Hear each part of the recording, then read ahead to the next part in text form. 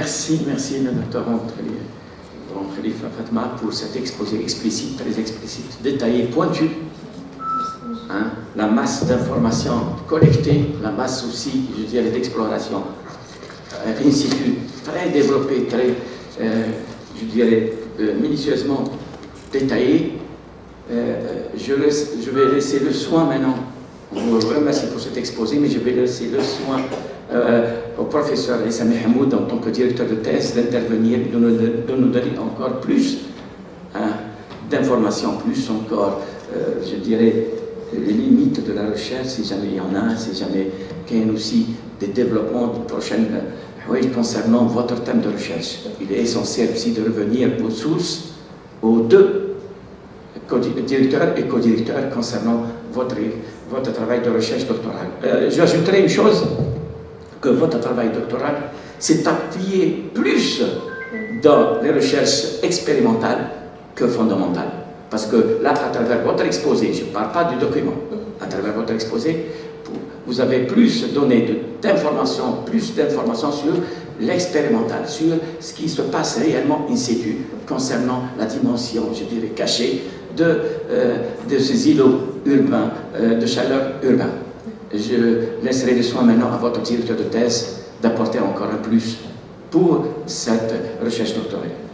Allez-y, monsieur Mohamed, si je dis. Merci, monsieur le président. D'abord, je tiens à dire encore une autre fois,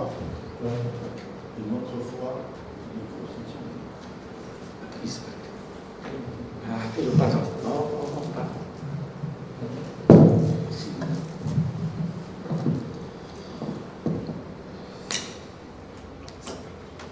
Une autre fois, mes remerciements au staff administratif et scientifique qui m'ont donné l'opportunité de participer à la formation doctorale initiée par le département d'architecture Université de Guelma. Je tiens à remercier aussi mes chers collègues d'avoir accepté de nous donner de leur temps précieux pour expertiser ce modeste travail réalisé par la doctorante Fatima Khalifa.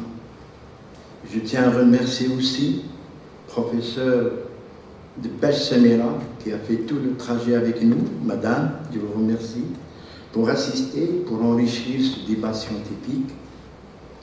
Merci, madame. Comme je tiens aussi à remercier tous les membres aussi. Je remercie aussi Dr Hanafi d'avoir nous accompagnés en tant qu'encadreur tout le long de ce travail et d'avoir aussi ramené un plus dans ce travail qui se caractérise par l'aspect expérimental. Honorable assistance, salam alaikum. Le travail élaboré par la candidate Fatima Khalifa intitulé Paramétrage de microclimat urbain par la végétation et les plans d'eau, cas de la ville de Sougaras. Je vais mettre en exergue le travail parce que nous sommes trois à exposer ce travail alors qu'il a été expertisé déjà à travers le document envoyé à nos chers experts. Donc, moi je pense que on va donner de ma part, surtout l'essentiel, il va être rajouté par mes collègues, plutôt mon collègue. Je tiens à remercier en premier lieu l'exposé réalisé ou donné par la doctorante pour la clarté, pour, si vous voulez, ces informations-là.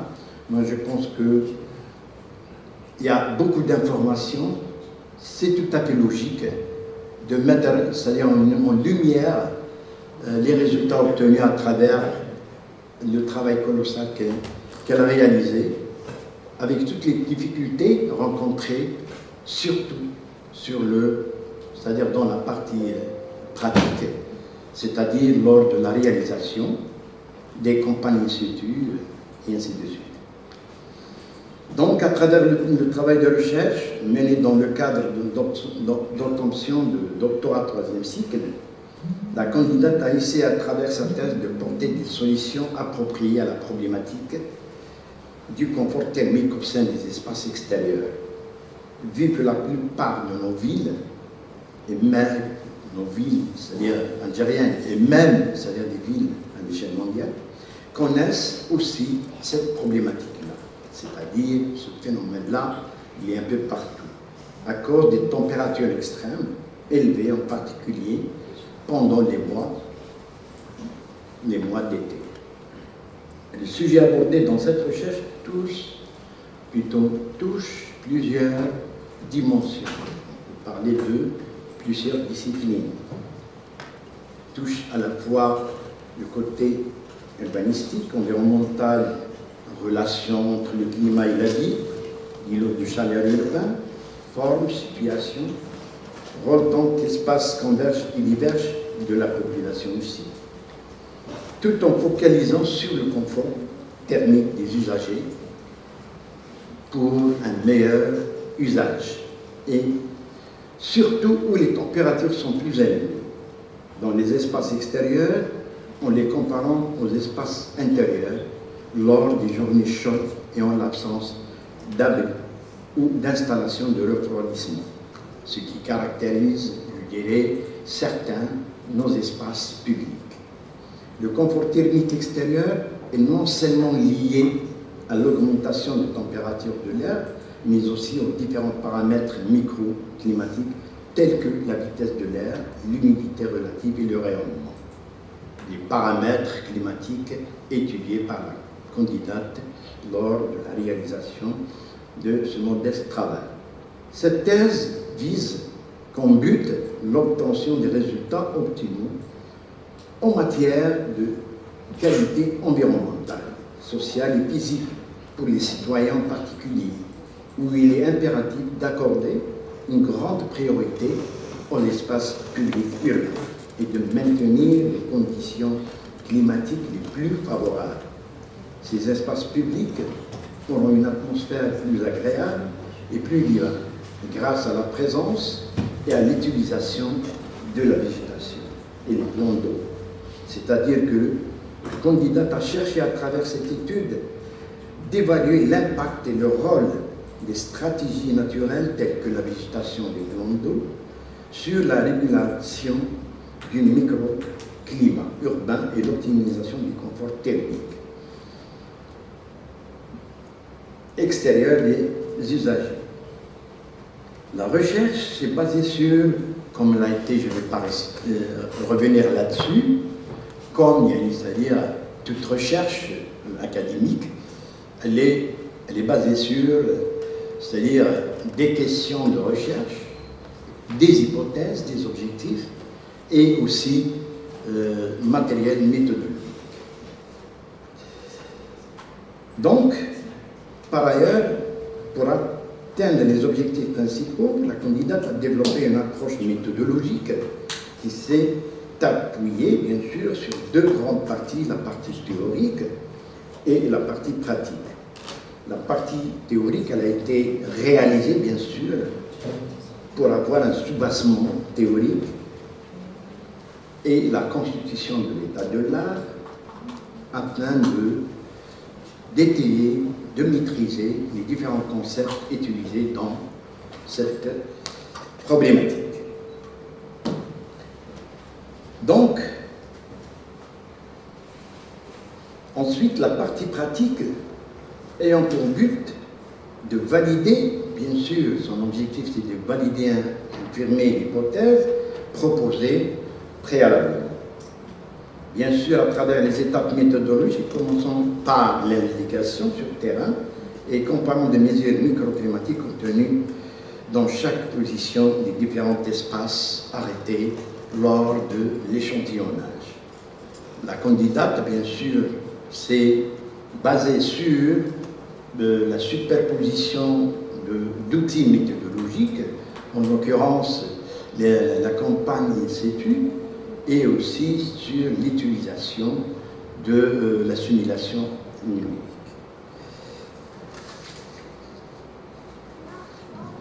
Le travail a été bien sûr réalisé suivant des chapitres. Je ne vais pas rentrer aussi dans les différents chapitres qui sont au nombre de 6. L'ensemble est couronné par une conclusion. En conclusion de ce travail, la candidate confirme que la végétation urbaine et les plans d'eau en milieu urbain, où ils ont un fort impact sur la régulation du microclimat urbain et l'amélioration du confort thermique extérieur, grâce à l'évapotranspiration. Je termine par, vous permettez mes collègues, pour, je ne dirais pas un compliment, mais pour donner quelque chose qui est la réalité par rapport à la candidate, dont j'ai tout le plaisir de l'accompagner durant ce travail-là.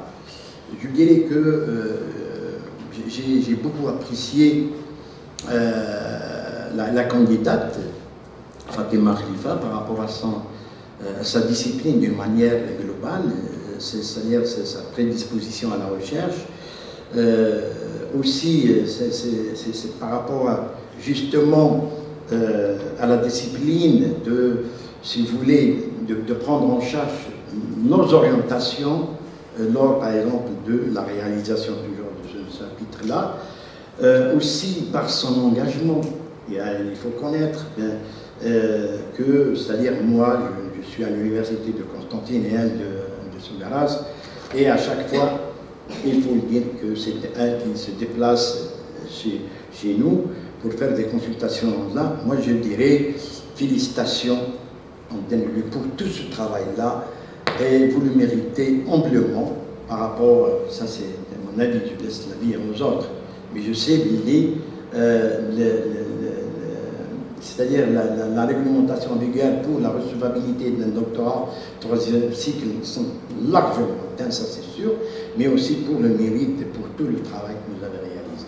Sans tarder, je vous remercie et je rends la parole au président Youssef Lazari. Merci, monsieur Yassan Hamoud, professeur Yassan Hamoud, pour le complément d'information concernant le développement de ce travail de recherche doctorale. Aussi, je vais encore laisser la parole à notre confrère, c'est M. Hanafi Abdelkarim, en tant que co-directeur, de nous donner encore plus d'ample, je dirais, encore orientation, en plus quelques explications concernant ce travail de recherche, parce qu'il a co-dirigé ce travail de recherche. Merci. À vous, M. Hanafi Abdelkarim. Assalamu alaikum, bismillah, salam ala rasoulillah. En réalité, j'ai préparé tout un résumé et toute une synthèse relative au travail de notre postulante. L'exposé a été très très bien fait, explicite, chargé avec les données. L'impétrante, elle a essayé de faire un défi où elle a travaillé sur deux volets.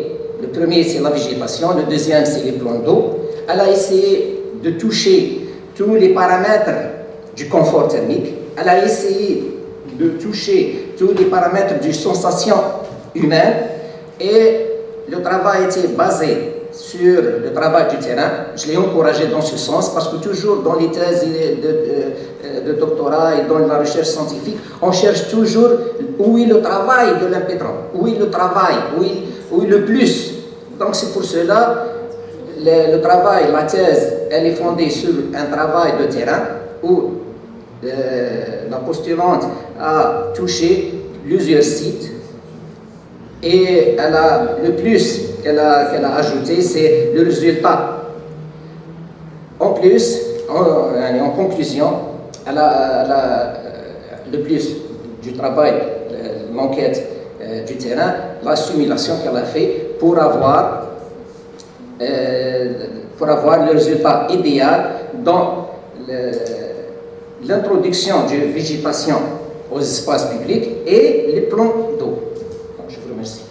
Merci, monsieur. C'est un résumé, je ne vais pas prendre beaucoup de temps parce que... Oui, merci, monsieur Hanafi, pour ces éclaircissements, pour ce aussi résumé concernant votre travail de recherche.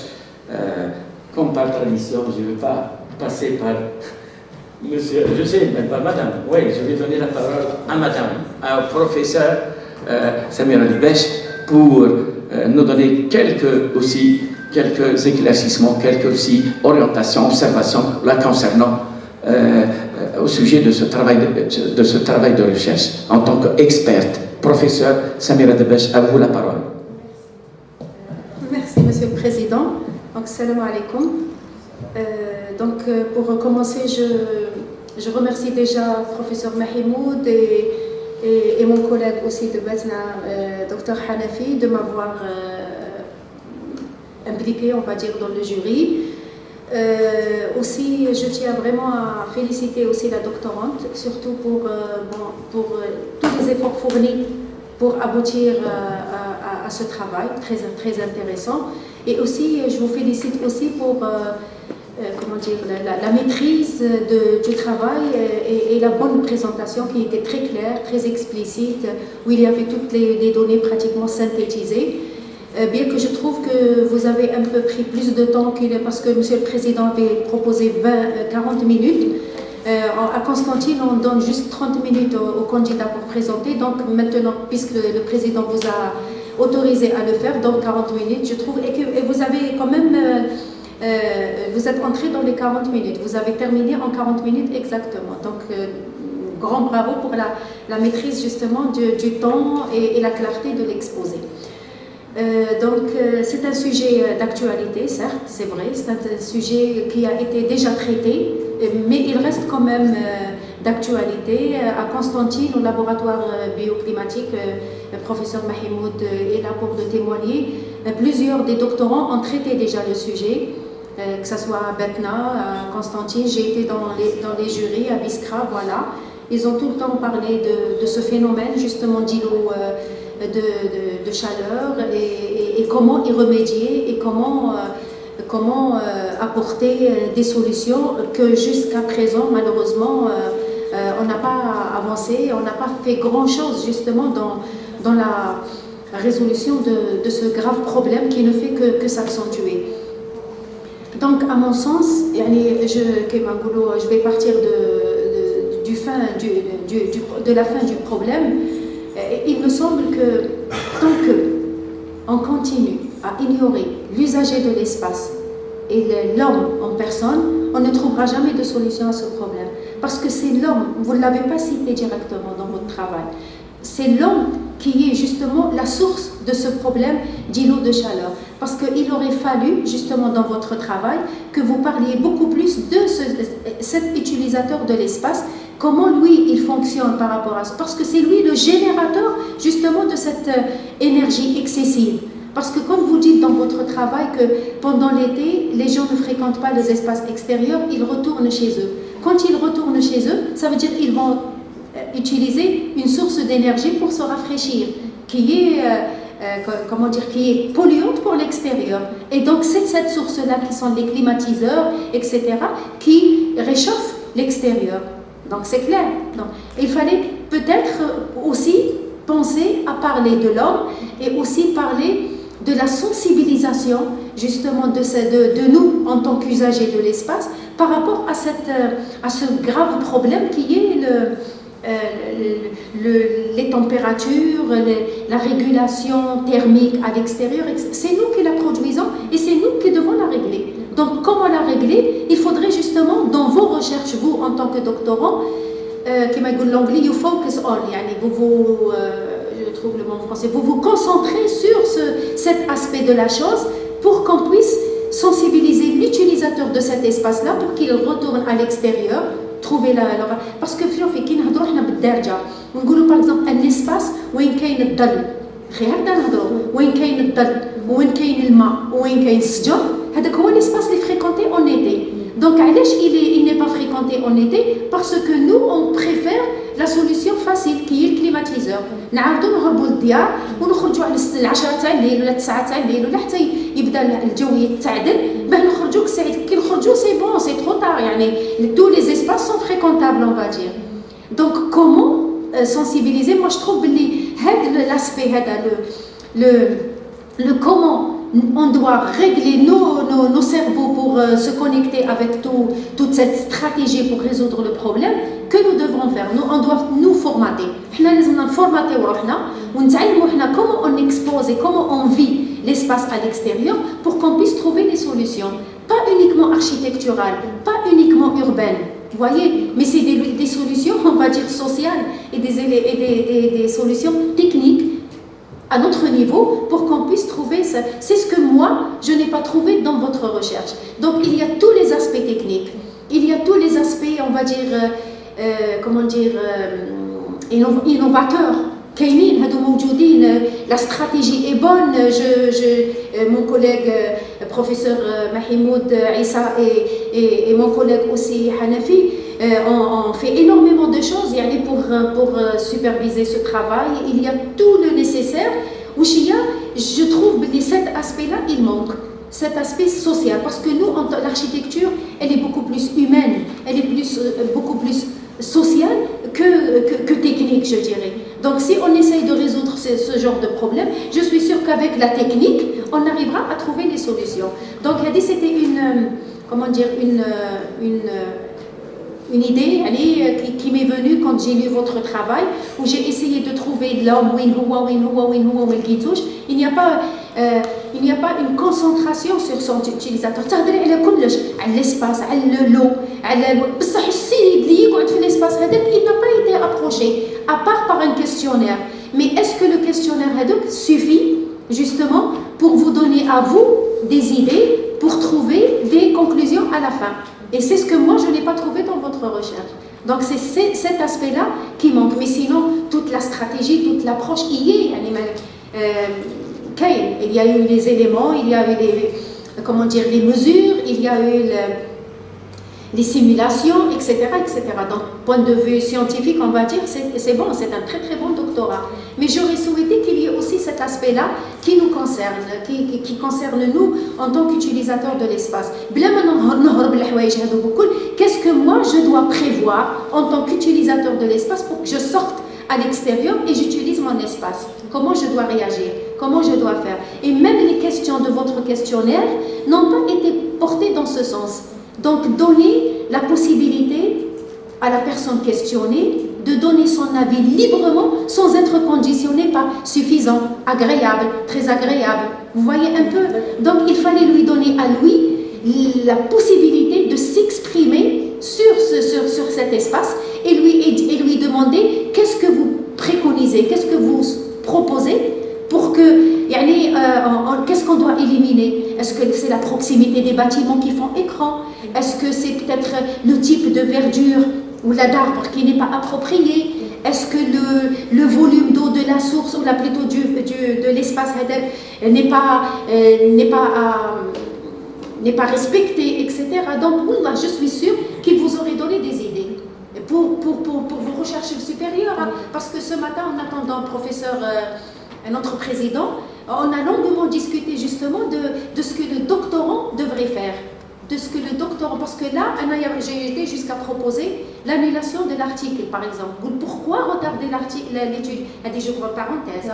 Pourquoi retarder le doctorant avec un article? Il faut lui donner le temps de faire d'abord sa thèse, de la faire correctement et d'une manière adéquate. Ou quand il entre dans le domaine de la recherche, il pourra faire de la recherche, il pourra se concentrer sur les pistes de recherche qu'il a proposées dans son doctorat pour faire énormément d'articles parce qu'il a déjà de la matière.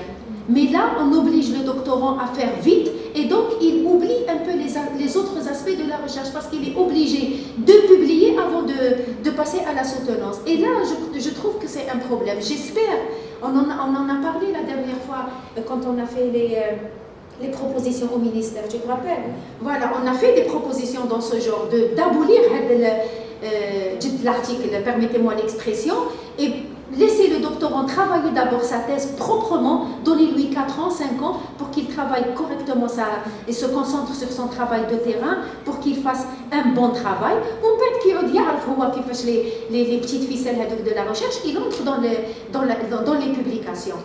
Donc maintenant, le fait de se pencher, de faire 2 travaux en parallèle, de faire en même temps l'article et en même temps la thèse, pour un doctorant en LMD qui était bac master, c'est pas évident.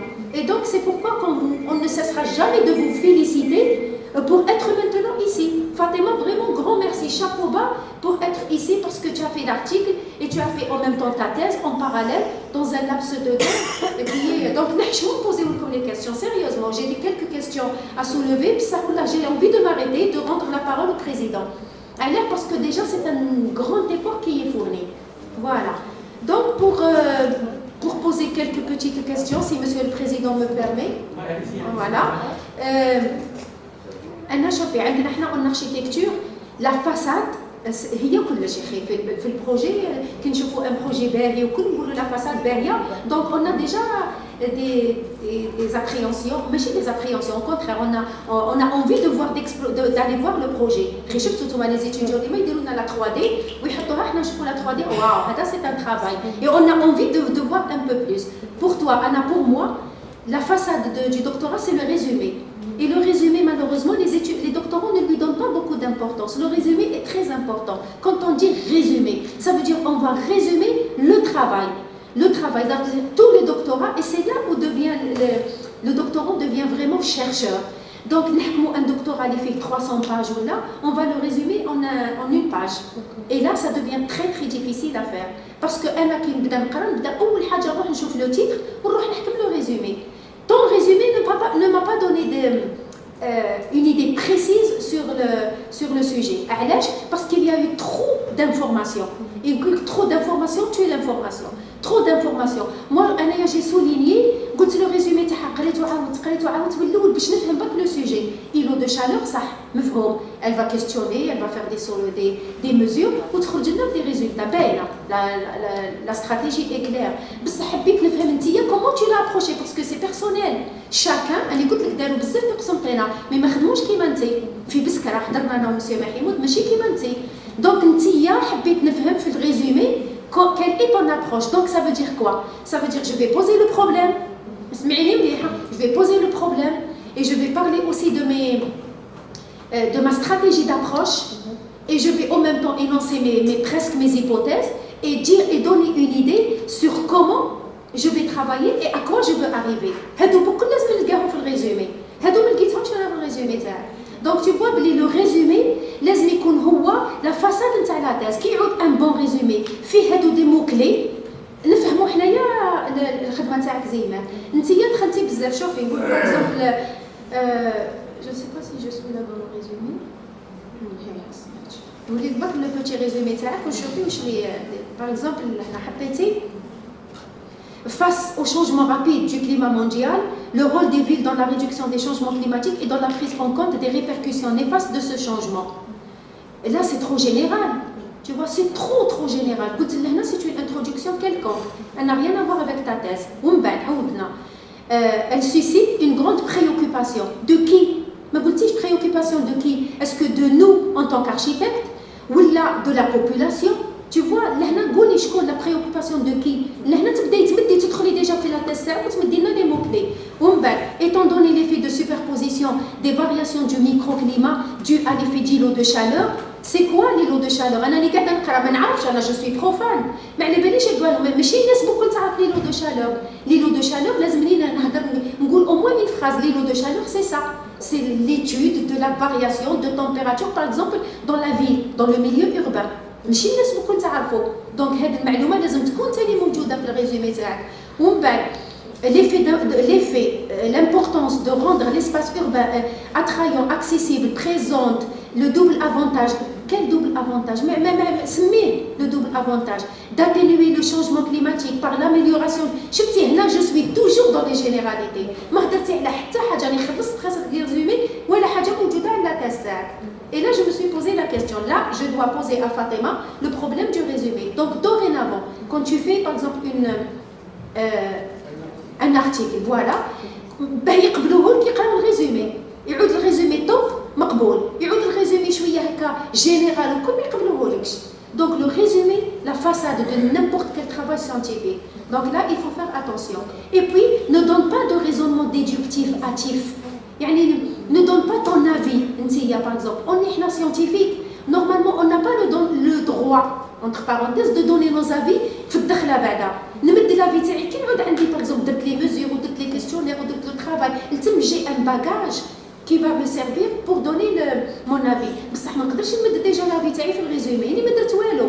Je peux donner une idée sur le résultat. Par exemple, il semble que peut-être le résultat serait comme ça et comme ça, sans plus. Donc il faut faire très très attention par rapport à la façade du travail. Voilà. Donc, par exemple, j'aurais aimé pourquoi ce phénomène se produit-il. Par exemple, quelles sont les conséquences des îlots de chaleur? Comment lutter contre ces îlots de chaleur en utilisant un cas précis qui est sous grâce. Là, notre fils de الموضوع, on entre directement avec le sujet.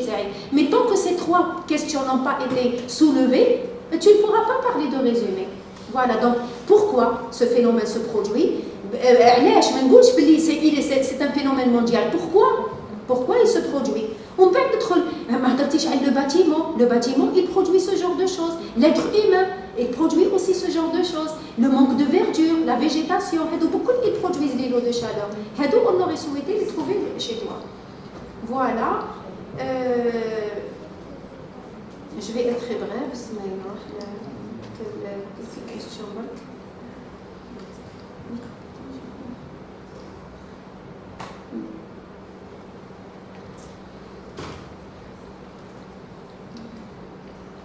Voilà, les résultats, la détermination de l'échantillon. Normalement, tu dois justifier le choix des catégories questionnées. Tu n'as pas dit, par exemple, j'ai choisi telle catégorie parce que je suppose qu'elle va m'aider dans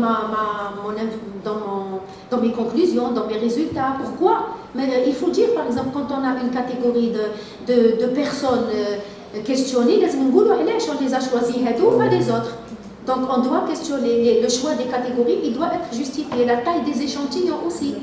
Et puis aussi la période choisie, par rapport à quoi? Par rapport les dates précises de mois de juillet, mais le 1er à 31. علاش هذيك la période précisément? Parce que les semaines peuvent être différentes. Par exemple, donc pourquoi le choix précis de ça? Pour qu'on puisse en parler. Aussi, ce que j'ai noté, je ne sais pas, M. Mahimoud, d'habitude, il est très à cheval sur ça. La taille du chapitre introductif, pour moi, il est 19 pages de chapitre introductif. Il me semble que c'est un peu excessif quand même. L'état de l'art. Donc, pour moi, le chapitre introductif. Là, on présente le sujet de recherche, on pose la problématique, on formule les questions, on émet les hypothèses, et c'est bon. On a la méthodologie de recherche. L'état de l'art, je lui consacre un chapitre. Donc, l'état de l'art, même si c'était fait d'une manière un peu approximative, et donc ça a alourdi le chapitre introductif, à mon sens.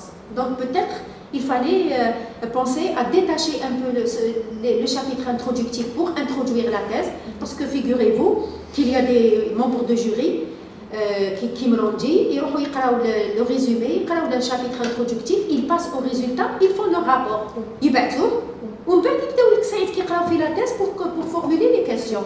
Tu vois? Donc si le chapitre introductif est lourd, donc ça devient un peu stressant même pour n'importe quel lecteur. Donc il a un rôle précis, le chapitre introductif. Donc par rapport à la bibliographie, 32 pages de bibliographie, masha'Allah, vraiment c'était très diversifié, très actuel aussi. C'est une bibliographie très d'actualité. Des fois, tu as le prénom avant le nom. Donc, le format des citations, il faut faire très attention. Tellement bzef, je suppose, ça donc, il faut faire attention parce que moi, quand je cherche professeur Mahimoud, je ne Issa. Parce que Issa, il y a des mille Issa. Par contre, Mahimoud, Issa, il y a une frère. Donc il faut faire attention parce que le lecteur il حوس le nom de famille مش le prénom. Donc قبل ما تحطي في la bibliothèque il faut aller تشوفي la bibliographie تاعك وحط لنا les noms de famille حطيهم هما الاولين. Voilà par rapport à ça.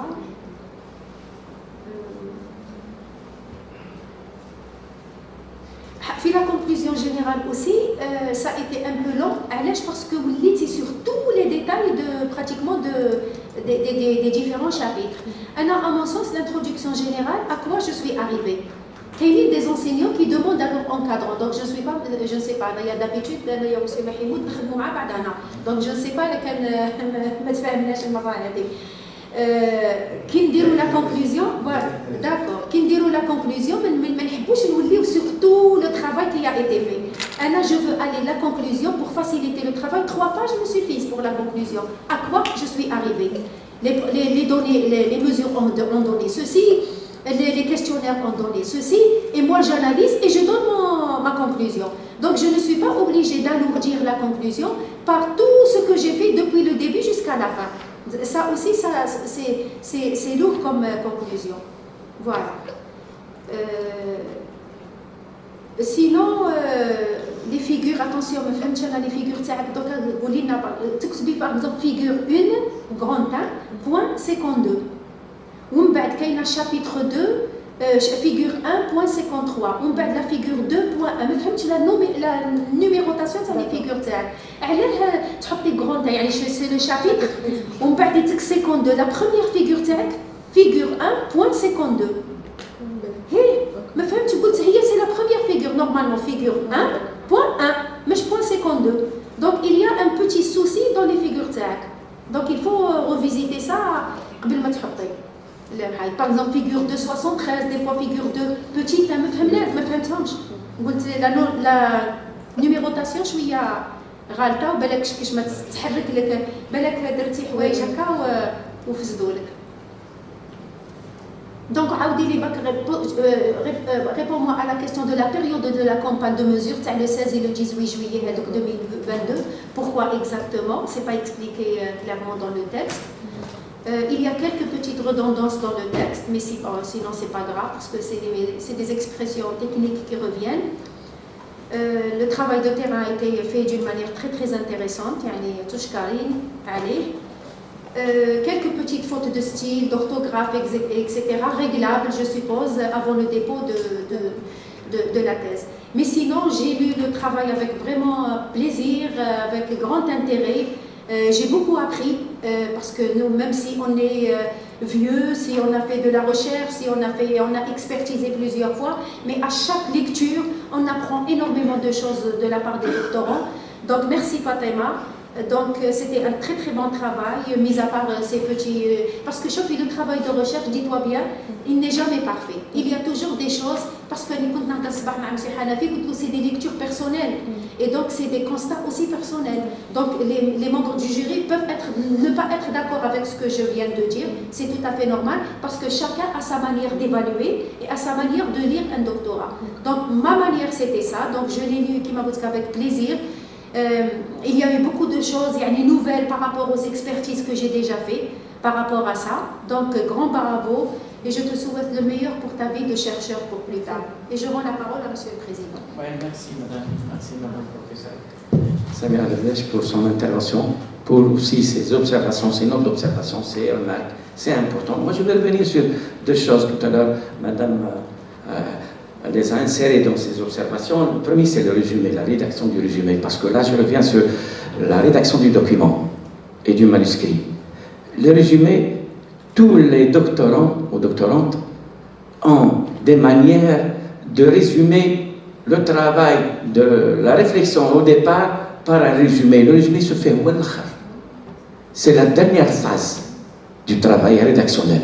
Lorsqu'on a terminé la conclusion, les pistes de recherche, louable pour les chercheurs à venir, je reviens sur 2 choses qui sont importantes. L'introduction, qui est avant le résumé, et après, en finalité, le résumé. Parce que le résumé, qui résume tout. Donc, c'est un travail un peu très complexe, et à la fois qui demande un raisonnement synthétique de toute la rédaction qui a été fournie pour la connaissance scientifique. Je reviens sur le deuxième point que Madame a soulevé tout à l'heure, la conclusion. dans notre département, pour la méthodologie, on leur a appris au niveau de la conclusion, il faut toujours, parce que le lecteur de ce manuscrit, si jamais le manuscrit fait 180 pages ou bien 200 pages, il va oublier, en lisant tout ça, sur la conclusion, il va oublier la problématique de départ, la question principale et les questionnements. Il va oublier aussi les hypothèses. Et comme la conclusion, c'est presque la synthèse de la vérification des hypothèses et en plus le rapport avec la problématique, il est recommandé sur la rédaction des conclusions d'introduire au départ, faire un paragraphe de, je dirais, 5 à 6 lignes, de faire quoi? Un résumé de la question de départ, les questionnements, plus les objectifs à atteindre, afin de mettre le lecteur en conclusion, sur est-ce que le résultat est satisfaisant, est-ce qu'on est sorti par des résultats, lesquels c'est important, très important. Mais pas le tout, pas les différentes, la méthodologie, non, c'est une aberration, donc il faut se réduire à ça. Ça, c'est au niveau de la rédaction du document. Moi, je vais revenir et donner la parole, à monsieur le professeur Alqama Jamel, et je lui laisserai le soin d'apporter encore plus à cette thèse, à cet exposé, à cette thèse. Allez-y, monsieur Jamel. Professeur Jamel. Merci, monsieur le président, de m'avoir donné la parole à participer à ce débat scientifique pour promouvoir cette investigation, ce travail qui a été mené de bout en bout avec, disons, abnégation. Notre impétrante qui a essayé de travailler d'une manière un peu intelligente. Ce que je remercie ici, je la félicite sur 2 choses. Le respect du timing, c'est sa 4e année. C'est-à-dire qu'elle a fait 4 ans juste pour déposer son doctorat. Ça, c'est haut la main. Donc, c'est un grand courage et un grand défi. Le deuxième, qui est un peu caché, qui n'est pas vu, que cette impétrante a produit 2 papiers scientifiques. Elle a produit le premier papier avec lequel qui était la clé du dépôt de sa thèse, et puis un deuxième article qui a été publié dans une revue aussi c'est-à-dire de renommée scientifique. Donc ce sont là les choses sur lesquelles elle démarre avec un plus dans sa thèse, quoique nous savons bien que le travail qui a été encadré et dirigé par le professeur Mahimoud Issa, qui a travaillé dans sa thèse même sur les indices de confort à l'extérieur, et même le docteur Hanafi, qui a travaillé lui aussi sous ma coupole dans son magistère et dans son doctorat sur ces aspects-là. C'est pour cela qu'ils ont bien montré le chemin à cette impétrante, et elle a bien travaillé et elle a trouvé des résultats convaincants. Donc, dans ma lecture de cette thèse, je me suis concentré en lisant le titre, je me suis concentré sur 3 volumes. Académiquement, dans la lecture, sur le paramétrage du microclimat, et aussi sur le rôle de la végétation des flancs d'eau, dans la réalisation du confort à Dor, et puis la ville de Sogaras. Ce sont là les 3 volets sur lesquels je me suis un peu intéressé à comprendre les choses, comment ça se passe.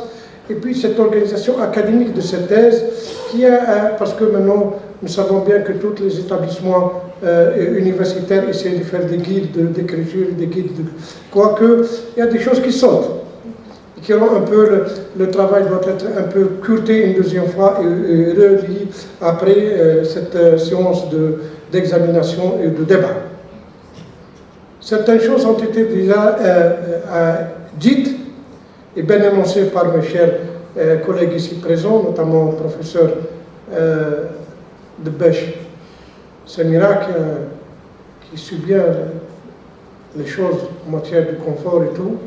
Donc elle a travaillé sur les conforts un peu plus difficiles que ça, mais elle a bien lu la chose, elle ne nous a pas laissé beaucoup de points là où on peut peut-être atterrir et entrer pour entamer le débat. Quoique, On va essayer de faire des sursauts pour essayer de trouver quelques moyens pour entrer dans le débat, notamment dans votre, disons, structuration de la thèse.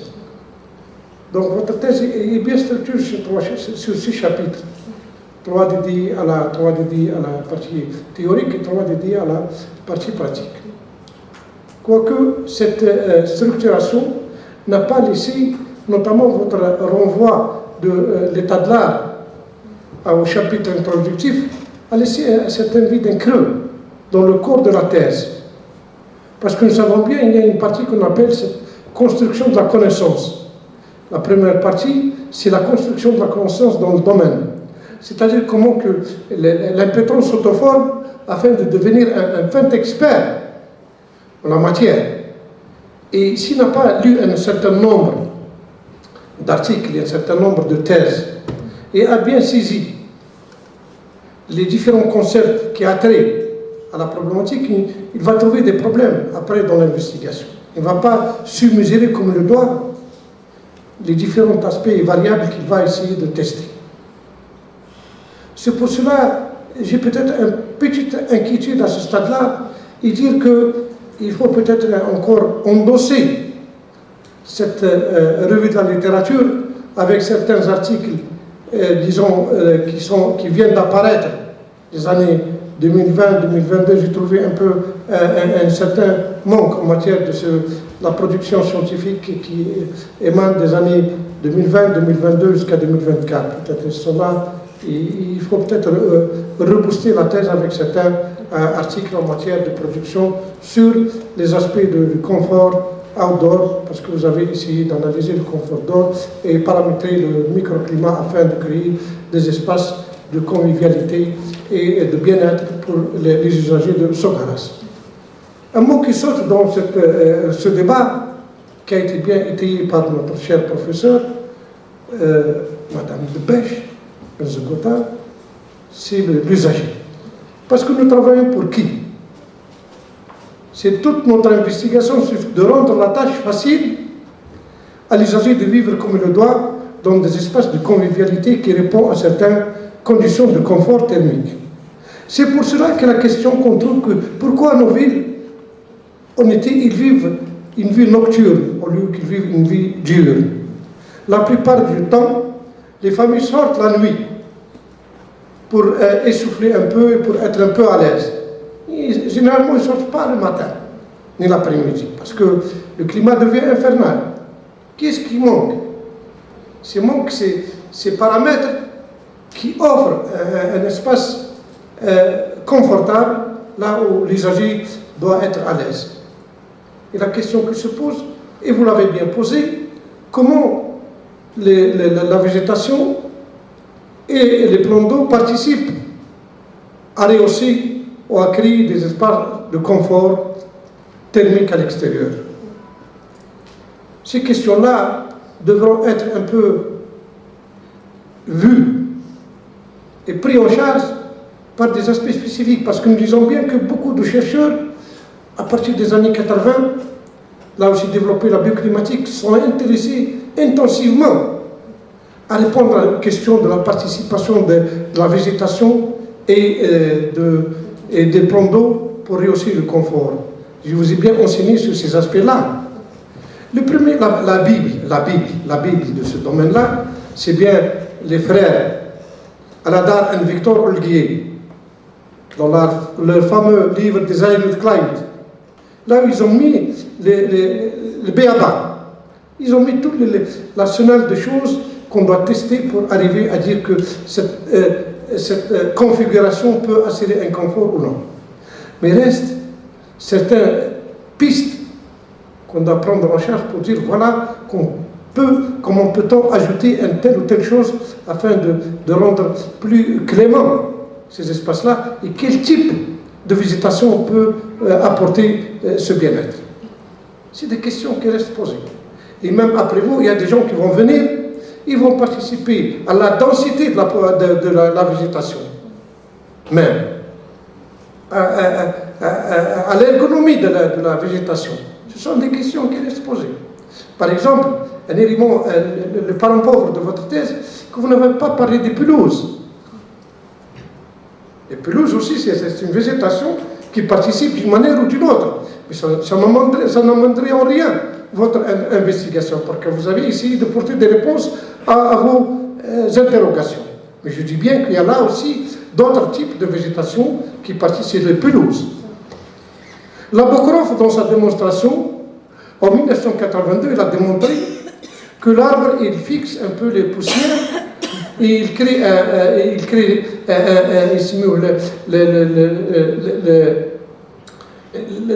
l'ambiance ombragée 70 fois plus qu'une pelouse. Par exemple, déjà, c'est un débat qui est ouvert. C'est pour ça qu'il y a beaucoup de jeunes chercheurs qui essaient d'écarter la pelouse, alors que la pelouse elle-même, elle participe à son évapotranspiration, par son évaporation, à rehausser l'humidité relative et l'ambiance. Certes, elle ne protège pas contre le rayon solaire, mais elle participe à rehausser un peu le climat ou le microclimat par son évapotranspiration et par son évaporation. Ce sont là des questions qui restent posées. Il y a aussi des plans d'eau. Est-ce qu'on parle des plans d'eau ou là, des plans d'eau, là, des points d'eau? Voilà. Deux questions sont très intéressantes en matière d'analyse de la trame bleue. Parce que dans la trame bleue, il y a les jets d'eau qui sont considérés comme des points d'eau. Et les plaques d'eau qui sont considérées, les plans d'eau qui sont considérés comme des plans. Donc il y a deux, vous n'avez pas bien spécifié la chose en matière d'analyse conceptuelle. Parce que là, peut-être qu'il faut revenir sur l'analyse conceptuelle et dire quels sont les différents, les typologies d'espaces verts, les typologies des points d'eau. C'est un arsenal de connaissances avec lesquelles l'impétrant ou le doctorant doit constituer une maturité en matière de discussion et d'évaluation. Voilà qui reste un peu posé. Je ne veux pas m'attarder trop parce que les questions ont été bien posées, mais je veux dire, l'analyse du microclimat est corroborée à certains effets. Aussi qu'il faut peut-être les mettre au clair, notamment la canopie urbaine. Les villes, parce que toutes les villes souffrent de la canopie urbaine. Les albédos. Ce sont là des choses, parce que l'albédo, il influe énormément sur le confort outdoor. C'est-à-dire que, je dis bien par ça, les surfaces minérales et les surfaces organiques. Voilà, il n'a pas été ébauché dans votre thèse. Il faut peut-être prendre... Il y a d'autres aspects.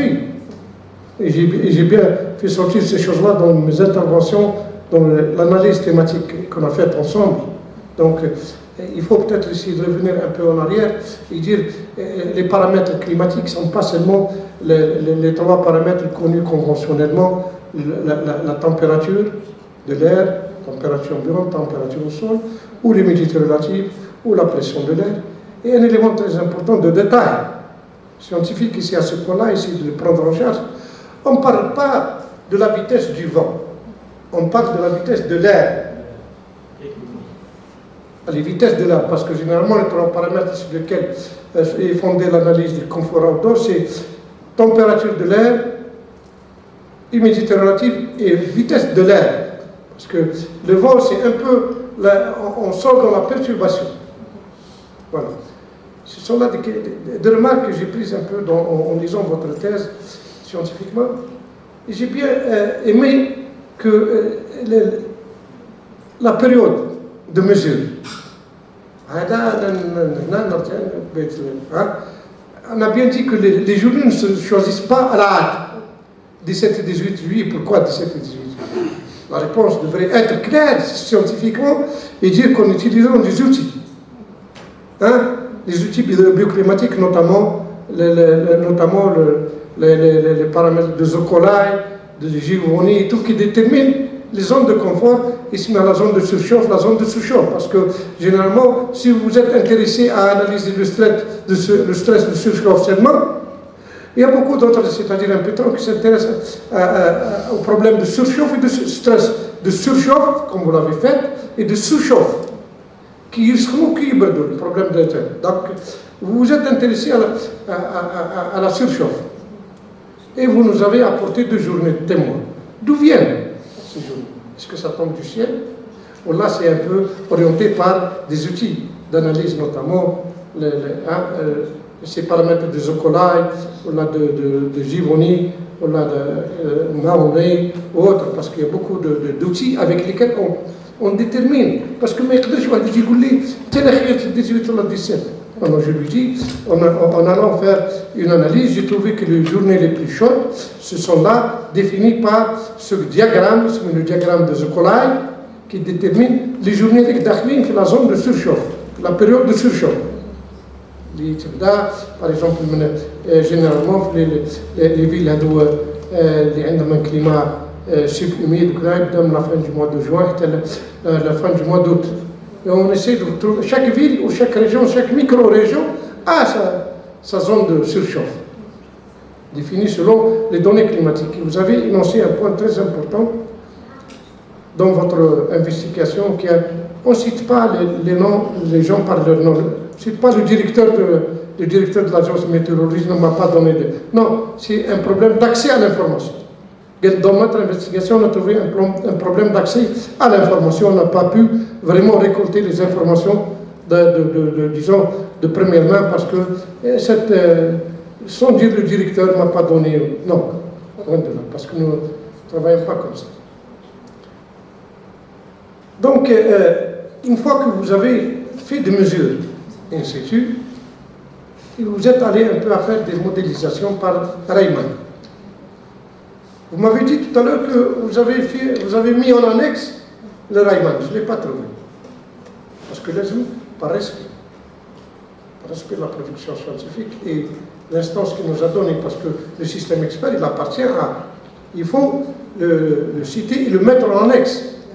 L'interface, le projet, parce que c'est un petit logiciel, mais il faut mettre son interface, certaines interfaces, parce que notre, disons, cher docteur, on a travaillé ensemble, on a demandé l'autorisation de monsieur, si on a demandé de l'allemand, comment il s'appelle, Mazakar, on a demandé, mais quand même il faut le, voilà, on a la licence, on va la mettre pour le respect scientifique.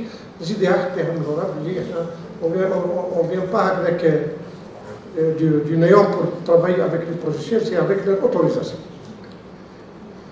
Il y a une chose très importante dans la partie 2, parce que c'est la partie théorique, j'ai essayé d'ébaucher un peu la chose, la présentation de case study, cas d'étude. On doit présenter ce gars seulement sur le plan bioclimatique. Pas comme vous avez fait, historique et tout, ça ne nous intéresse pas beaucoup. C'est un volet très important qui a été travaillé par Hafsi, par autres, par Zaidia et par autres. Ils ont mis un peu de la pâte dans la... D'accord. Mais le plus important, ce qui nous intéresse, c'est les données climatiques et l'analyse bioclimatique de la ville, de la micro-région, parce que ça ne nous intéresse pas Wilaya. Dans notre présentation et dans notre mémoire scientifique, on ne parle pas des limites administratives, on parle des limites bioclimatiques. Ça m'a vraiment plu, celui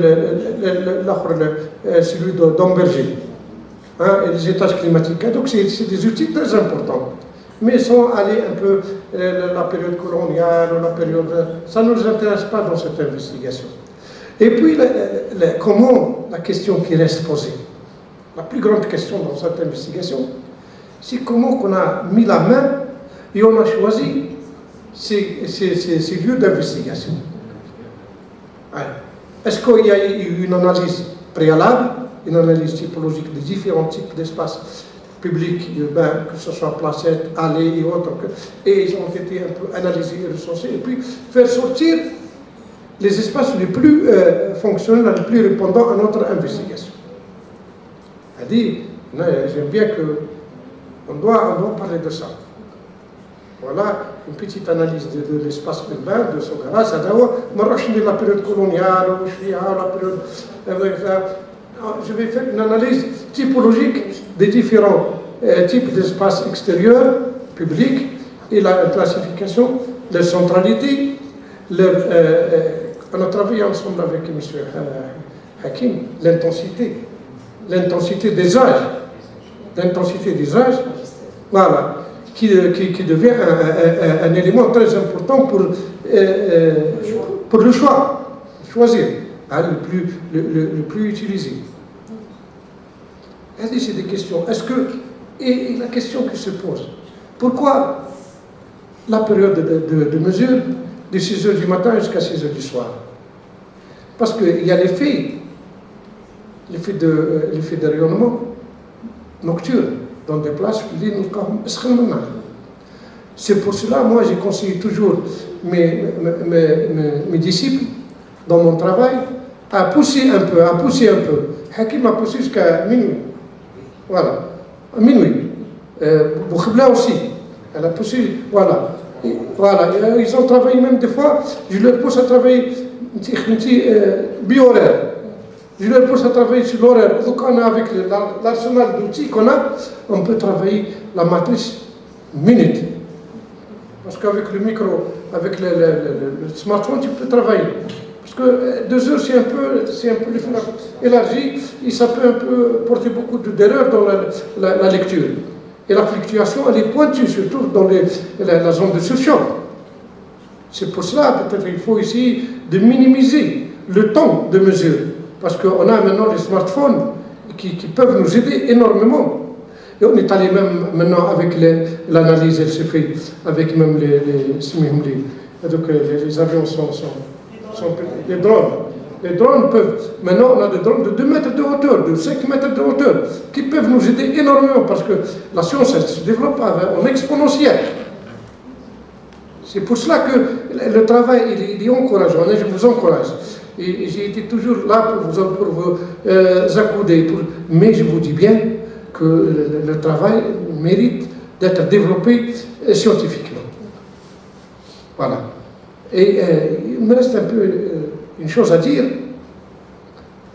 c'est que vous avez essayé d'analyser un peu certains aspects avec l'omission d'autres. Je ne vous condamne pas là-dedans, vous avez pris un peu le PET, sans prendre le PMV, le PDD, ce qui reste un peu. Pourquoi vous avez écarté, je ne sais pas. Vous avez opté pour le SVT, pour le VSF, pour le PET seulement. Il y a le PDD, il y a le PMV, il y a beaucoup d'autres. Il faut dire pourquoi on n'a pas choisi ces indices. Parce que c'est des indices qui participent à créer, à analyser, à lire le confort outdoor. Pourquoi il faut, dans la limite de la recherche, dire qu'on a écarté le PMV, le PDD et le A pour telle raison. Voilà. Maintenant, sans tarder, peut-être je vais dire une chose. La conclusion générale a été laborieuse. Même, chers collègues consoeurs, Samira a critiqué, c'est-à-dire qu'elle a dit que la conclusion, elle est longue. Mais là, je me suis resté sur ma faim. Pourquoi? Parce que j'ai attendu bien, parce que je connais tes compétences. En principe, la dernière partie, c'est la comparaison de tes résultats aux résultats d'autrui.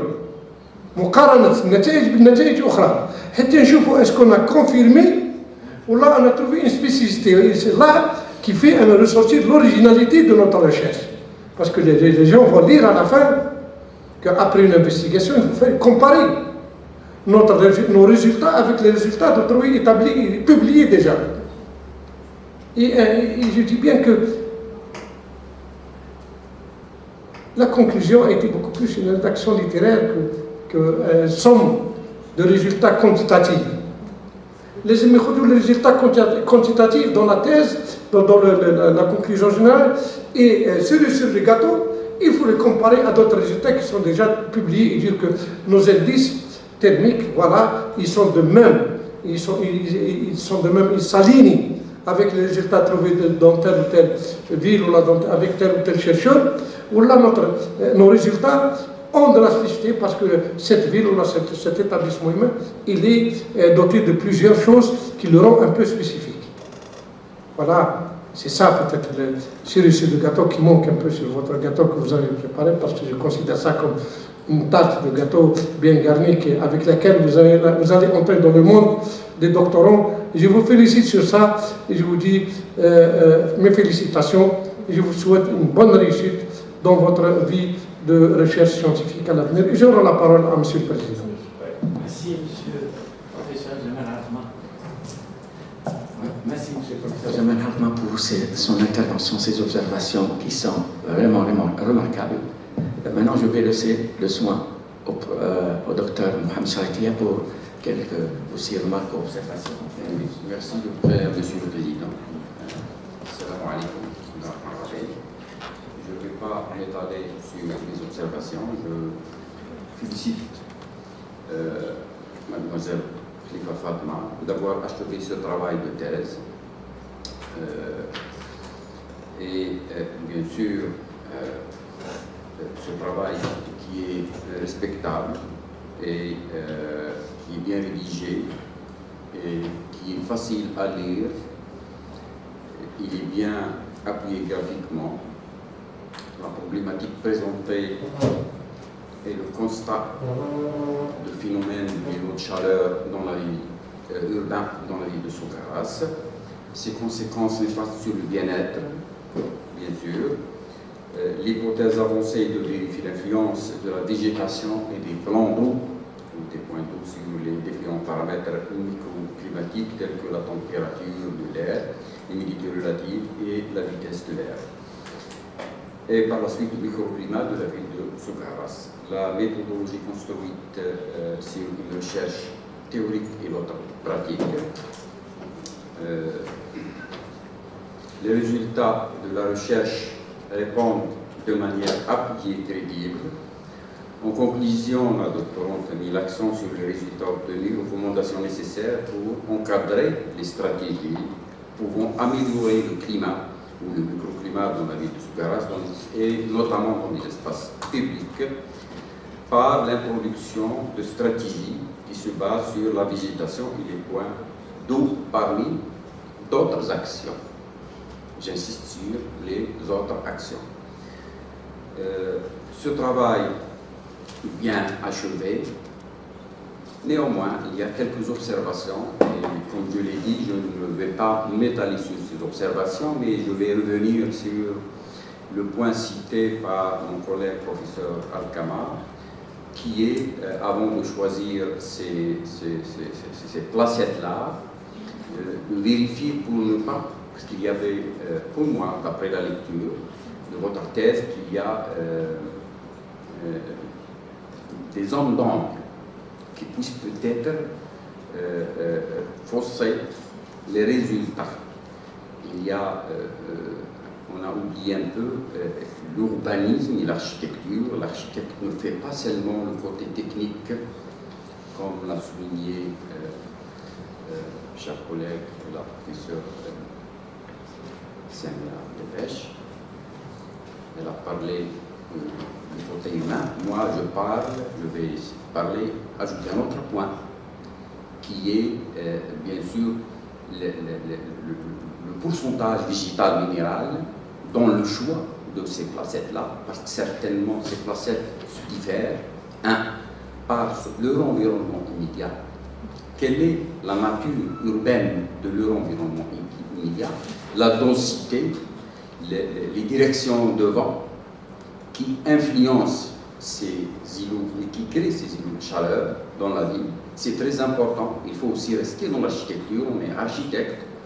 On ne va pas oublier qu'on est architecte. On ne va pas directement aller vers le côté technique par des logiciels mesurés. On va aussi aller vers l'analyse urbaine, une analyse bien précise dans le choix de ces placettes-là pour voir les différences qui puissent peut-être fausser les résultats de mesure.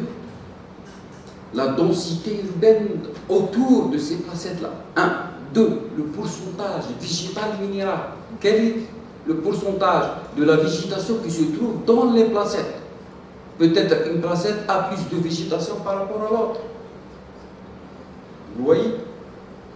Un deuxième point, je l'ai trouvé quelque part, il a été déjà signalé, il ne faut pas avancer des conclusions à l'intérieur des chapitres. On n'est pas arrivé à la conclusion à la page, dans la page 75, confort thermique, l'intitulé du chapitre confort thermique extérieur entre évaluation, gestion et traitement, il y a quelque part une conclusion qui doit figurer à la fin.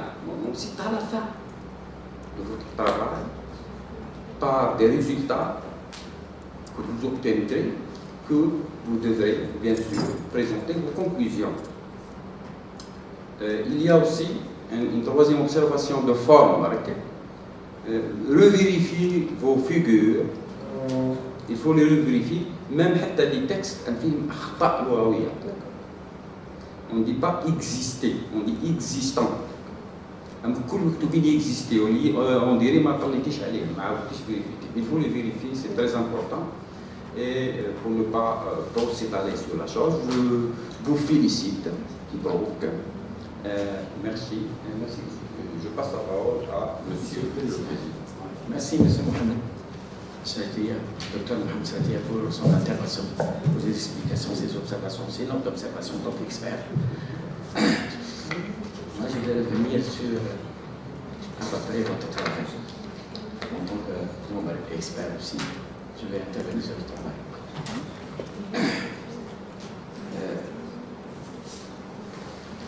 Moi, je vais revenir sur le document, sur la forme du document.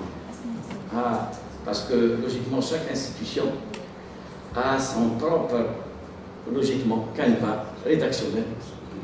Allez, ok. Moi, je vais vous donner ces notes d'observation parce qu'elles sont importantes pour vous et pour les futurs doctorants. C'est important parce que chaque fois, monsieur professeur Jamel Hartman, plus mes chers professeurs, chaque fois, ils font des remarques sur ça. C'est chaque institution a son template.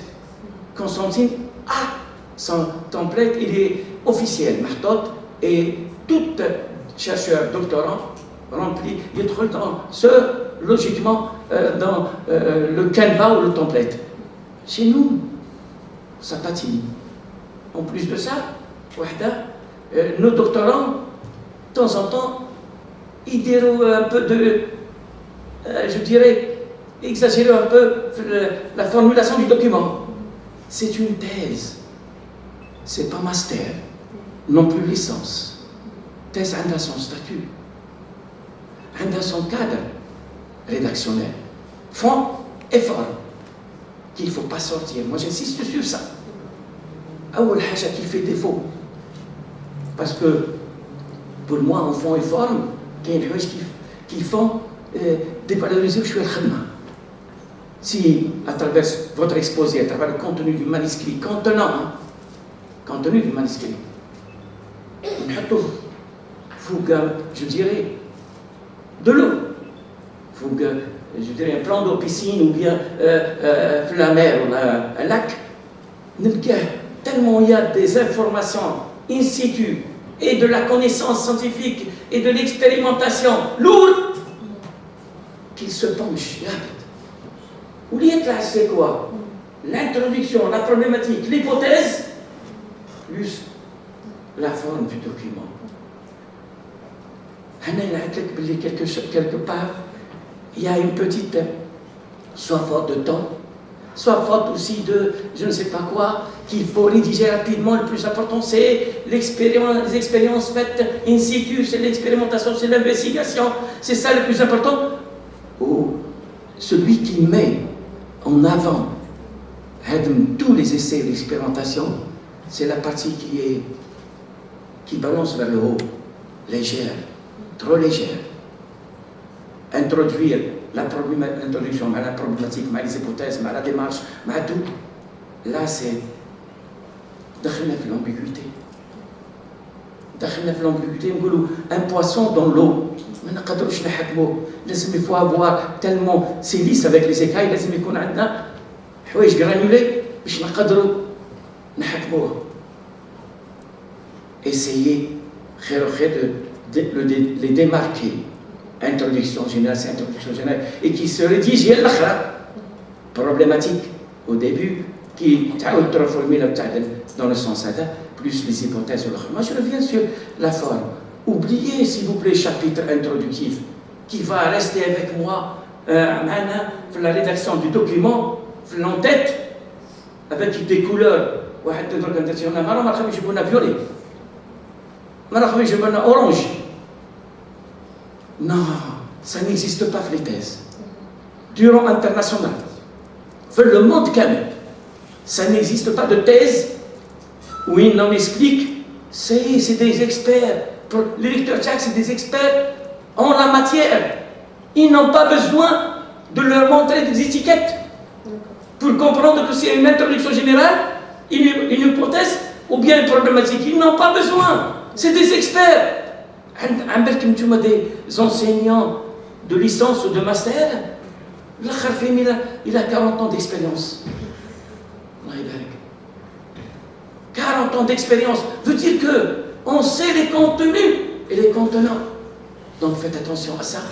Évitez la forme du document à remettre dans la bibliothèque, ces formulations qui sont pour moi inappropriées. Inappropriées pour la rédaction du document.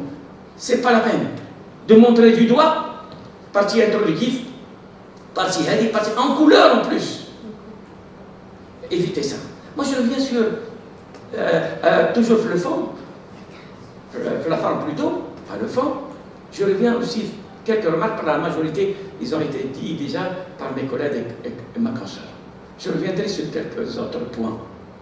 Évitez aussi d'écrire auteur un peu partout. Auteur fait les cartes collées. Même ça fait des photos où les photos, je ne sais pas par quelles, ne sont pas prises par vous. Je ne sais pas, par l'historique. Il y a un auteur qui dit, en ramenant cette photo, il peut rédiger auteur. Non. Laissez donner, je dirais, ce qui appartient à Pierre, les références. C'est important. Au niveau aussi de ce document. Une thèse. Et là, je renvoie ça à tous les thésards. C'est important. Si vous avez une culture limitée, que votre spécialité et votre, par exemple, les espaces urbains et l'effet, je dirais, les ambiances thermiques au sein de... Vous êtes limité que loin. On aimerait bien faire l'introduction générale. Vous êtes ouverte à travers toute la panoplie, parce que surtout la richesse, surtout la richesse des références bibliographiques. Tellement il y en a, ou énormément, il y a une absence de l'introduction, ou de la problématique de, je ne dirais pas d'emprunt, mais je dirais de, où est votre positionnement scientifique concernant l'état de l'art? Ça, les différents, je dirais, chercheurs, ou bien les différents auteurs, tu as les articles ou les travaux. J'irai plus loin.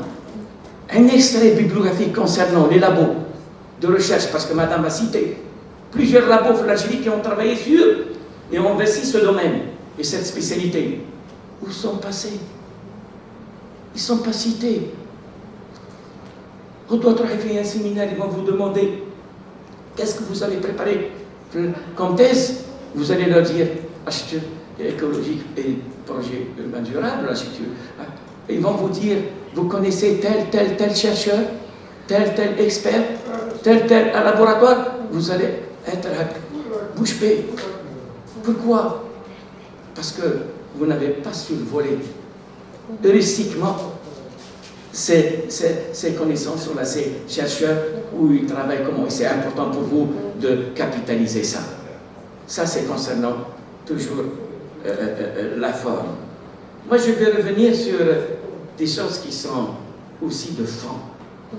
Je reviens pour alléger, pour donner du poids à votre travail de recherche.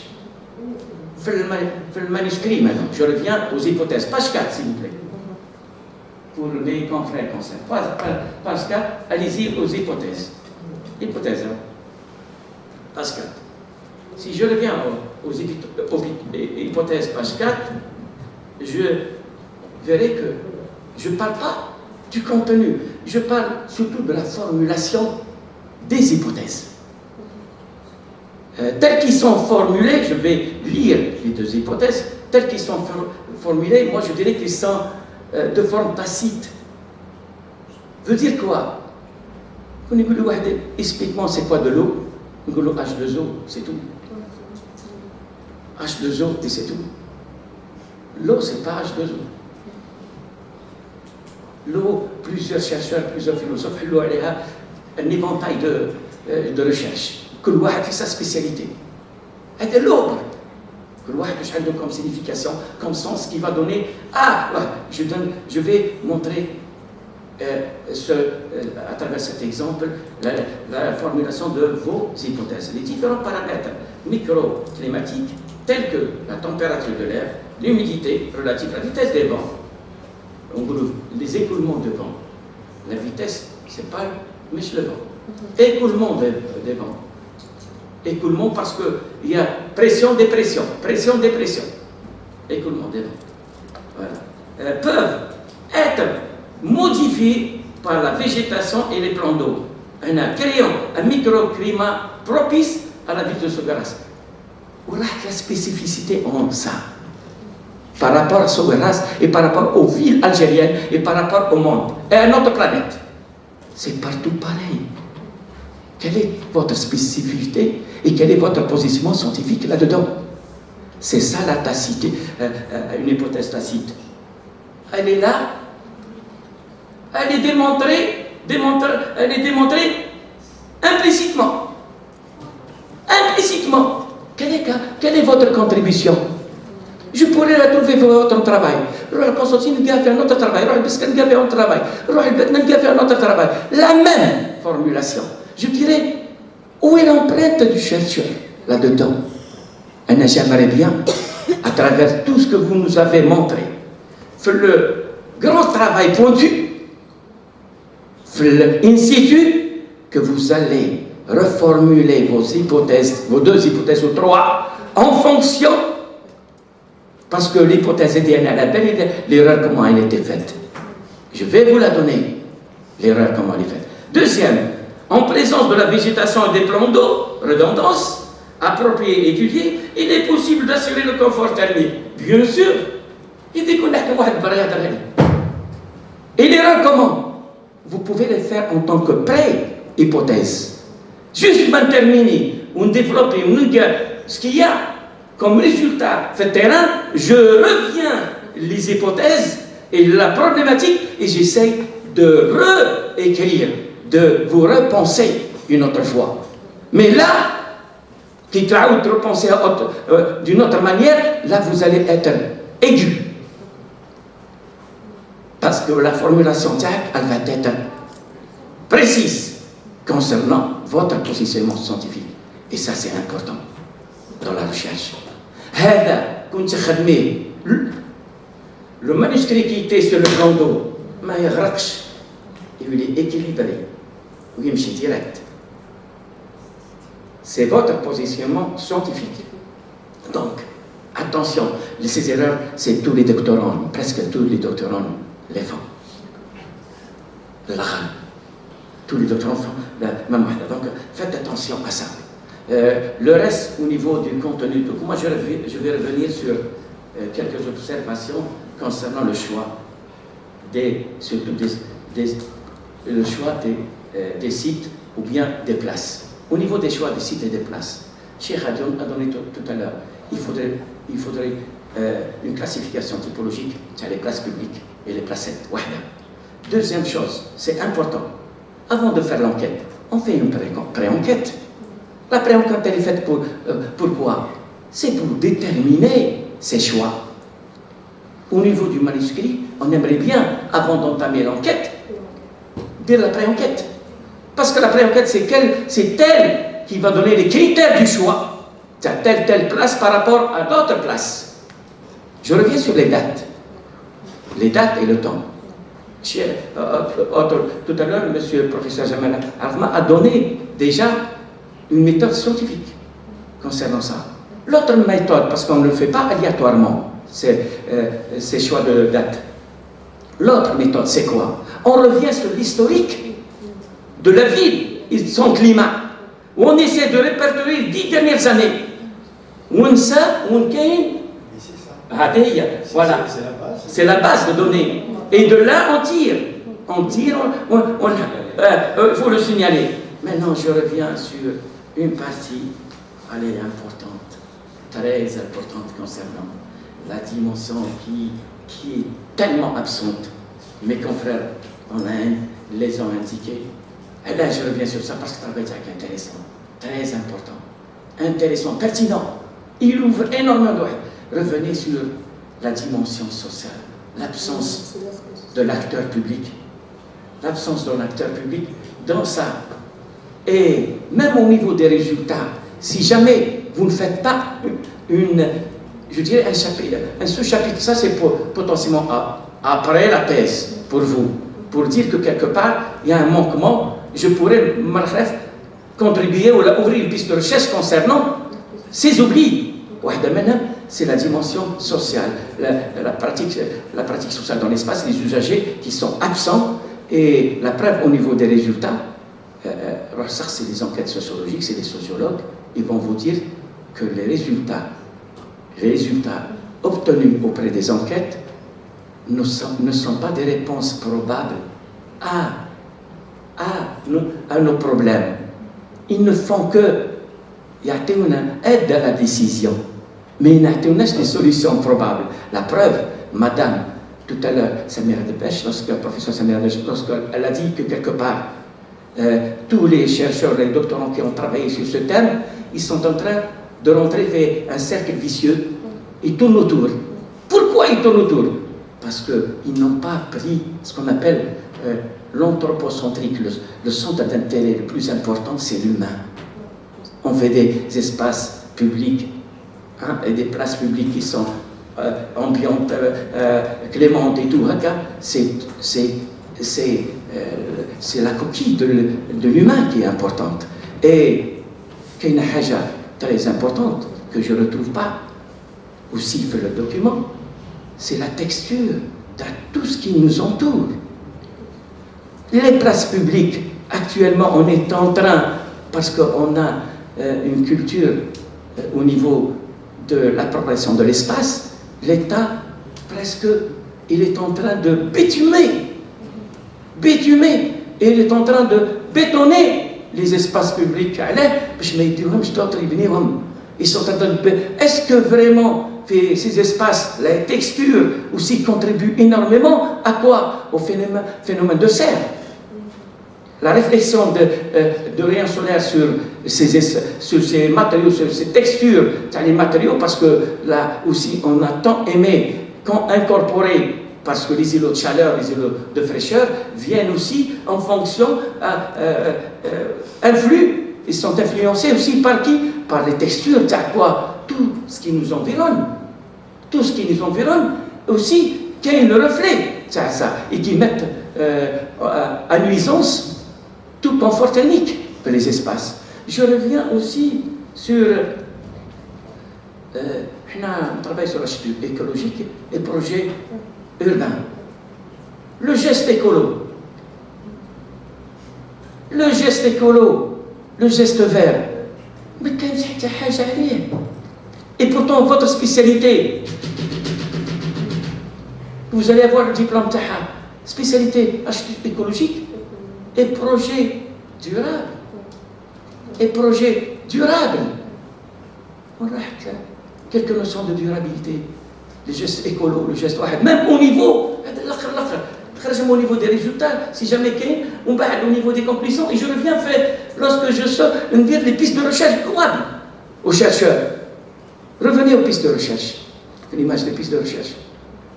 Vous allez voir au niveau des quatre, la piste de... Voilà, perspective de recherche, voilà, perspective de... Vous allez voir, approfondir le rôle de la régulation thermique de ces éléments et de recommander de combiner la modélisation. Non, c'est l'association où vous parlez d'acteurs. Où est passée la contribution de l'acteur public soit avant, et dans l'occupation et après occupation. On voit que quelque part, et au niveau des perspectives de l'Est, ajouter la contribution l'acteur public. Dans quoi? Dans soit la programmation, la conception. L'acteur public veut dire quoi? C'est tous les acteurs de la ville. Hein. Les Goutiaux, maintenant, concepteurs, architectes, urbanistes, plus vous avez les syndicats de quartier, les comités de quartier, l'acteur en lui-même, tout ça contribue. Dans quoi? Dans l'acte d'aménager, l'acte aussi de consommer, et l'acte le plus important, et il manque à notre culture, c'est l'entretien permanent de ces espaces. L'entretien permanent de ces espaces. Parce que tous les espaces publics, ou même les stades, les gardiens de construction avec des milliards et des milliards, la culture de l'entretien, on ne l'a pas. On ne l'a pas. Et c'est un travail de fond qu'il faut vraiment ouvrir les différents acteurs. C'est pas en recevant un projet et en le consommant que c'est bien, on a un projet excellent, on a je dirais, un formidable projet. Non, c'est après usage, c'est après consommation et son entretien qui va nous coûter plus cher. C'est l'entretien en permanence, pas conjoncturel. Parce qu'il y a des entretiens conjoncturels. J'ai un maire en visite, j'ai en visite, allez, j'entretiens rapidement parce qu'on doit avoir une visite officielle. On va être trop. C'est pour ça, c'est très difficile d'avoir des espaces urbains publics où on fait la végétation et l'eau. On a vu des bassins d'eau de Rome à Constantine et à Alger et tout à cas. Les enfants font août de Rome des piscines. Ils ne sont pas appropriés pour faire de la baignade et de la plaisance au Madéron. Pourquoi? Parce qu'il y a une faute d'entretien. Et une faute d'entretien, il faut aussi de responsabilité envers ces espaces. Ça ne vient pas à quelqu'un. Donc, on voit que quelque part... ouais. Moi, je termine avec une petite conclusion concernant surtout la remarque qu'a faite Mme Samira Debèche concernant l'habitat aussi, qui contribue énormément à travers ces gestes anthropiques, à travers des gestes qui nuisent au confort thermique à l'extérieur, parce que nos habitats, soit bâtiments publics, ou bien habitations individuelles, collectives, ou bien équipements, leur technique de construction depuis 60 ans, c'est des techniques de construction pauvres, très pauvres physiquement, et très pauvres physiquement en confort. Ailleurs, on a des passoires thermiques, des passoires, soit phoniques, sonores, thermiques, tout. Ça veut dire tout simplement, si on a de la chaleur, la mécanisation, elle va transmettre tout ça à l'extérieur, et ça nuit. Aussi en hiver, c'est la même chose. Nous avons chauffage pour nous chauffer, alors qu'on est en train de chauffer l'extérieur, pas nous. Pourquoi on fait des bêtises pareilles? Et j'arrêterai. Si jamais il y a d'autres observations, je vais vous laisser pour répondre. Vous avez un laps de temps pour répondre à quelques questions, quelques notes d'observation si vous avez, et on arrêtera. Allez-y. Merci. Professeur, pour la question posée par Mme Debèche et M. Alhama Jamel, concernant les dates des mesures, on a basé sur l'historique des données climatiques de la ville de Sougaras, les 10 ans derniers. On a trouvé que la pic de chaleur se commence du 15 à 20 juillet, mais malheureusement on a raté 2 journées à cause des appareils de mesure.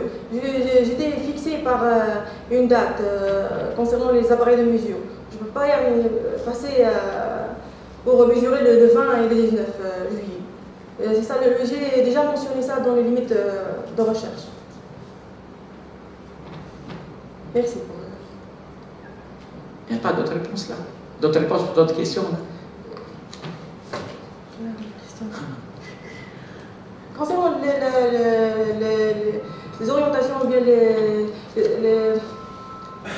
concernant la forme et le fond, Inch'Allah, je vais tous les prendre en charge. Merci. Oui, Bien sûr, monsieur. je vais vous encore redonner la parole à monsieur le professeur. Et ça allait.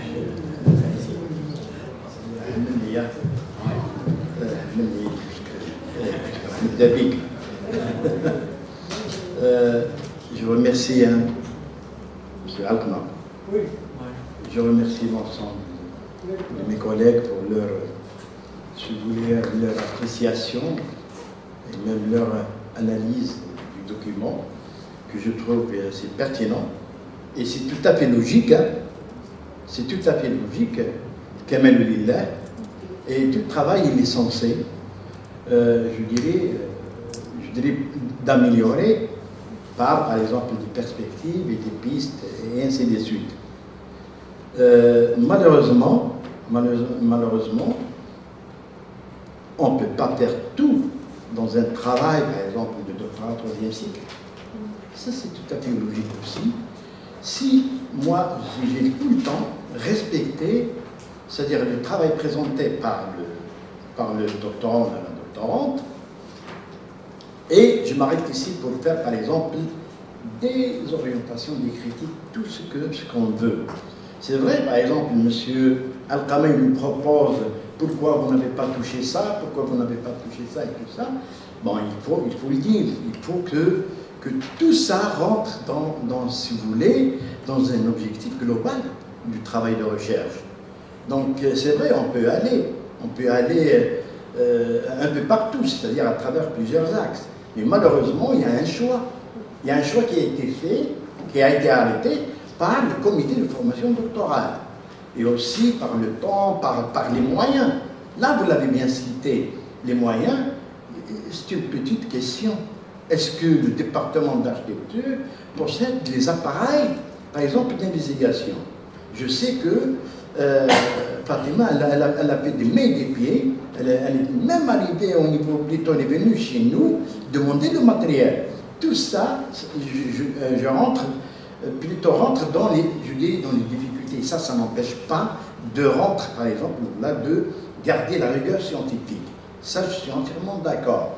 Concernant, par exemple, la fixation des journées, la doctorante, elle a déjà, c'est-à-dire, répondu à ça. Et, c'est-à-dire, il y a c'est-à-dire des données qui ont été proposées, étudiées et validées par les différentes recherches à travers le monde. C'est vrai. Hein? Mais n'oubliez pas, nous sommes dans une région, dans une ville qui est sous Garas. Donc il faut avoir quelque chose qui est propre. Hein? Et à ce moment-là, c'est-à-dire, et là peut-être, nous, on s'est basé sur la fixation des journées, si vous voulez, c'était une étude statistique à travers l'historique de la ville en matière, par exemple, de chaleur ou de température élevée durant une période, généralement 10 et plus.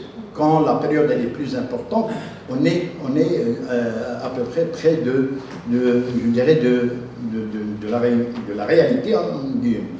Maintenant, par exemple, là, je parle un peu sur la méthodologie de recherche et sur la manière de présenter le document. Monsieur Lazri, il a parlé d'un système de présentation qu'il le voit, c'est-à-dire c'est le meilleur. Moi, je le respecte, d'accord? Et c'est pas la première, par exemple, première soutenance où le problème a été évoqué par lui-même, c'est-à-dire la manière de présenter un document. Ok, moi j'ai dit, faites-nous parvenir, comme l'UC3, un guide de rédaction pour éviter justement ce genre, je dirais, à laquelle on va unifier la présentation de documents de recherche pour le département d'architecture de Guelma. Ça serait très bénéfique. Malheureusement, il y a des remarques qui persistent et tout ça. On aimerait bien peut-être que... d'ailleurs, lui, ça traîne dans la confection de ce document-là. Maintenant, pour certaines choses, moi j'adhère entièrement parce que la méthodologie, presque peut-être mes collègues mais présenter un résumé, c'est toujours la même chose qu'ici, qu'ailleurs, qu'à Togo ou au Japon, c'est-à-dire le résumé à sa structure, comme elle a été présentée par le professeur de Belge. C'est-à-dire, on doit préparer que ce soit l'expert, le lecteur, dès le départ. Moi, je reviens par sur ça, parce que M. Lazari aussi, quelques billets, la méthodologie, tout ça, c'est un point d'Itasla. Mais moi, je ne jette pas la responsabilité en tant qu'encadreur.